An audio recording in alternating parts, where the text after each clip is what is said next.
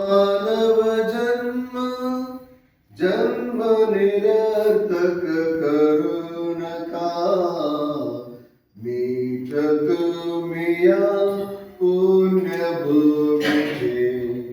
गुण मिठाचे सोडू नका. पिता पुत्र व पवित्र आत्मा यांच्या नावे. ख्रिस्ताने प्रिय बंधू आणि भगिनींनो, आज आपण सामान्य काळातील 5वा रविवार साजरा करत आहोत.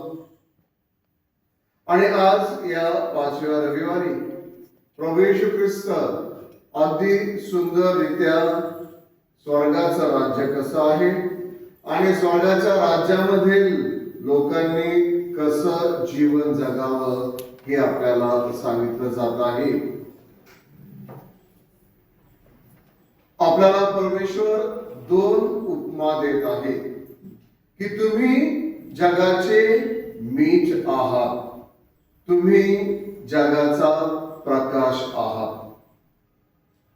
अगदी सुंदर अशा 2 उपमा प्रभू येशू ख्रिस्त आपल्याला देत आहे. आणि आपल्या सर्वांना कल्पना आहे की मीठ आणि प्रकाश या दोन्ही गोष्टी आपल्या जीवनामध्ये फार महत्वाच्या अशा आहेत. मीठ आपल्या जीवनाला चव देत असते. मिठामुळे आपलं अन्न रुचकर असतं. मिठामुळे जेवणात जो ताजेपणा असतो तो ताजेपणा येतो. मिठामुळे माणूस प्रसन्न होतो. आणि मीठ हे आपल्या जीवनासाठी अतिशय उपयोगी असं आहे. कारण मिठामुळेच जीवनामध्ये ताजेपणा येतो. मीठ हे शक्तिवर्धक आहे. आणि मीठ हे जर आपल्या जीवनामध्ये असेल तर आपल्या जीवनामध्ये ताजेतवानापणा असतो असं म्हटलं जातं. आणि जर मीठ नसेल तर आपल्याला माहित आहे.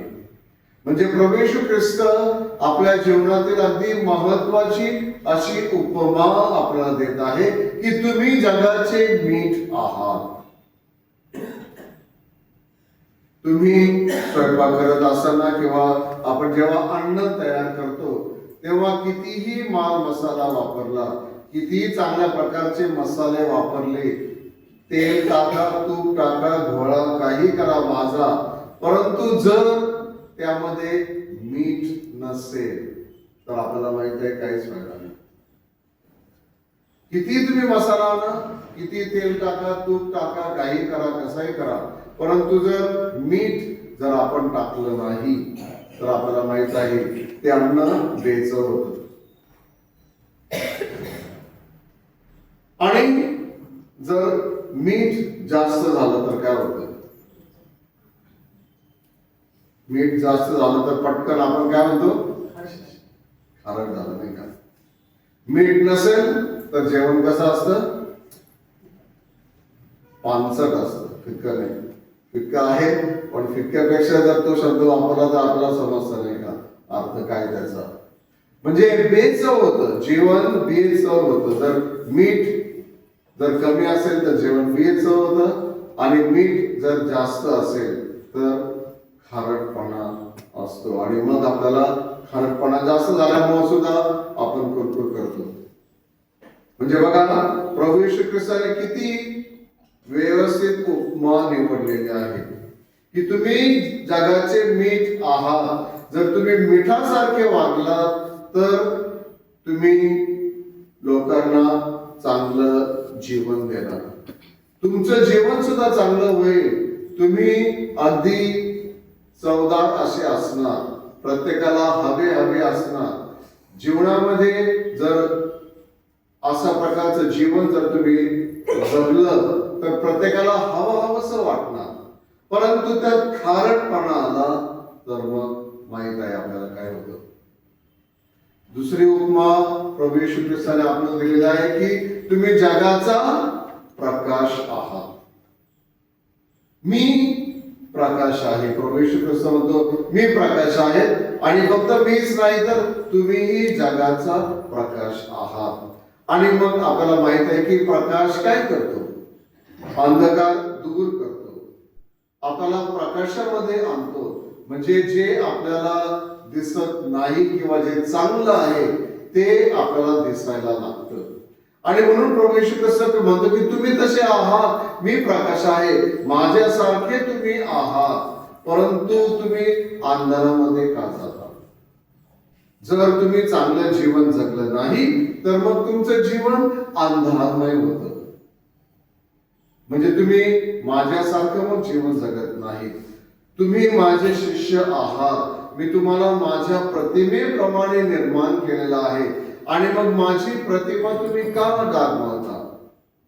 का तर तुम्ही माझ्यासारखे वागत नाही, माझ्या पावलावर पाऊल टाकत नाही, माझ्यासारखे जीवन जगत नाही, आणि म्हणून मग तुम्ही अंधारमय होता. तुमच्या जीवनामध्ये अंधार येतो, सैतान येतो, सैतानी कार्य सुरू होतं. बघा, दोन सुंदर उपमा दिलेले आहेत की जीवनभर आपल्याला त्या उपयोगी पडणार आहेत, आणि जर तसं आपण जगलो तर मग आपलं जीवन फार चांगलं होईल.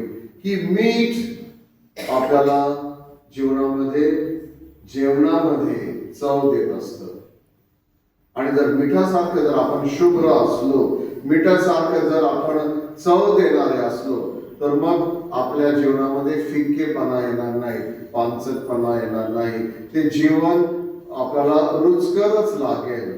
तसं आपलं जीवन असायला पाहिजे. आणि प्रकाश म्हणजे प्रभू येशू ख्रिस्त प्रकाश आहे. तो अंधार दूर करतो, पाप दूर करतो, सैतानी शक्ती दूर करतो. म्हणजे पापावर त्याने विजय मिळवलेला आहे, अंधकारावर त्याने विजय मिळवलेला आहे, सैतानी शक्तीवर त्याने विजय मिळवलेला आहे. आणि म्हणून म्हणतो तुम्ही प्रकाशासारखे व्हा. अशा प्रकारचा विजय आपल्याला हवा आहे.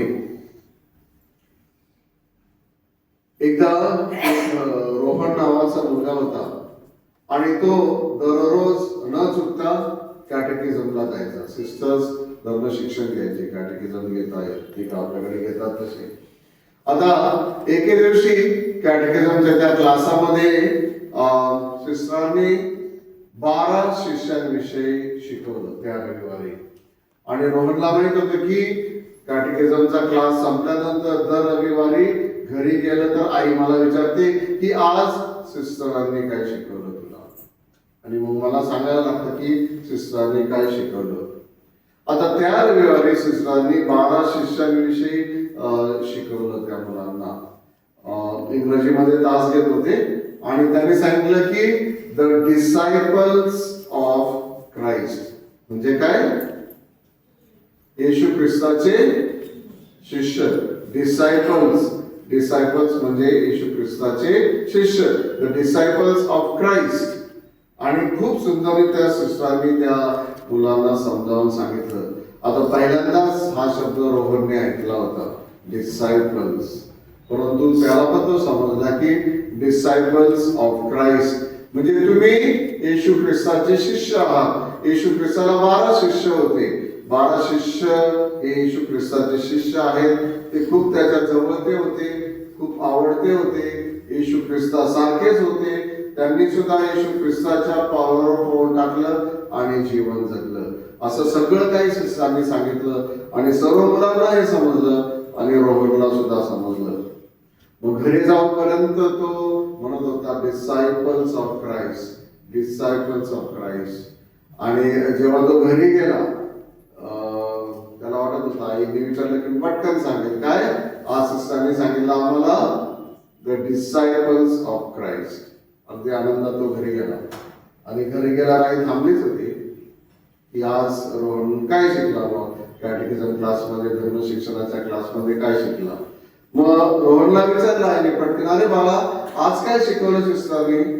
तर त्याने मोठ्याने आनंदाने सांगितलं, सिस्टरने सांगितलं की सॅम्पल्स ऑफ क्राइस्ट. तर आईला सुद्धा आश्चर्य वाटलं. आई हसू लागली, ती थोडी शिकलेली होती. Samples of Christ. तर आई म्हटली, अरे असं नसेल बाबा, सॅम्पल्स ऑफ क्राइस्ट नाही, डिसायपल्स ऑफ क्राइस्ट. बरोबर, तू म्हणते ते शब्द बरोबर आहे. मग आईने विचारलं, बाळा सॅम्पल्स ऑफ क्राइस्ट म्हणजे काय? सॅम्पल म्हणजे काय?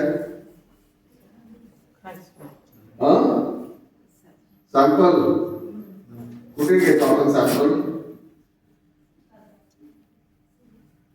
दुकानात गेल्यानंतर, बाजारात गेल्यानंतर आम्हाला सॅम्पल दाखवा म्हणतो आपण ना.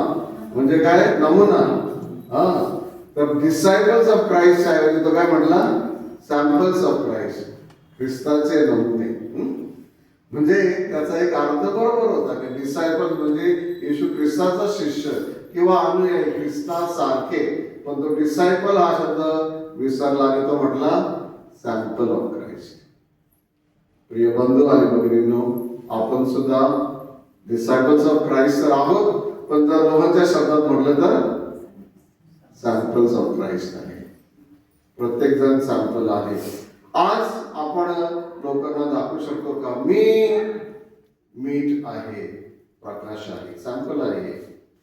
ख्रिस्ताने आम्हाला सांगितलेलं आहे की तुम्ही जगाचा मीठ आहात, प्रकाश आहात. हे सॅम्पल लोक आपल्याकडून घेऊ शकतात का?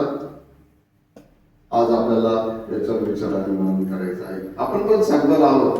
मीठ आहे म्हणजे मिठासारखं आपण वागायला पाहिजे. प्रकाश म्हणजे प्रकाशासारखं आपलं जीवन असायला पाहिजे. प्रभू येशू ख्रिस्त म्हटलेलं आहे आणि स्वतःच्या जीवनातून त्याने आपल्याला दिलेलं आहे. आजच्या पहिल्या वर्षामध्ये काय म्हणतो की तू आपले अन्न भुकेल्यांना वाटावे, तू लाचारांना आणि निराश्रितांना आपल्या घरी न्यावं, उघड्या दृष्टीस पडलास त्याला वस्त्र द्यावे, तू आपल्या बांधवापुढे तोंड लपवू नये, तर हाच तो उपवास आहे. असं करशील तर तुझा प्रकाश प्रभातीप्रमाणे फाकेल, तुझी जखम लवकर भरेल, तुझी धार्मिकता तुझ्या पुढे चालेल आणि परमेश्वराचा गौरव तुझा पाठीराखा होईल. जर तुम्ही पृथ्वीचे मीठ असाल, जर तुम्ही पृथ्वीचा प्रकाश असाल, तर यशाया सांगत आहे आजच्या पहिल्या वचनामध्ये, असं तुमचं जीवन असायला पाहिजे. तुझा प्रकाश प्रभातीप्रमाणे फाकायला हवा आहे. म्हणजे परमेश्वर म्हणतो की तुम्ही भुकेल्यांना अन्न द्या, लाचारांना निराश्रितांना आपल्या घरी न्या, उघड्यांना दृष्टीस पडल्यास त्यांना वस्त्र द्या, बांधवांपुढे तोंड लपवू नका. असं जर तुम्ही हे सगळं केलं तर तुमची जखम लवकर भरेल, तुमची धार्मिकता तुझ्या पुढे चालेल आणि परमेश्वराचा गौरव तुझा पाठीराखा होईल. जेव्हा तू हाक मारशील तेव्हा ती परमेश्वर ऐकेल, तू धावा करशील तेव्हा तो म्हणेल हा मी आहे. असं आपण जीवन जगायला पाहिजे. असे आपण परमेश्वराचे सॅम्पल्स असायला हवे आहेत, डिसायपल व्हायला हवेत. आणि तेच आज आपल्याला सांगितलं जात आहे. जर तू आपल्यामधून चोखट लागणारे दोष सोडून देशील तर बोट दाखविण्याचे आणि दुष्ट गोष्टी बोलण्याचे टाकून देशील, जर तू आपल्या मनाला योग्य ते भुकेल्यांना देशील, दुःखग्रस्त जीवांना तृप्त करशील, तर तुझा प्रकाश अंधकारात झळकेल आणि निबिड अंधकार तुला मध्यानाचे तेज असा होईल. किती सुंदर यशाया भविष्यवादी आपल्याला सांगत आहे.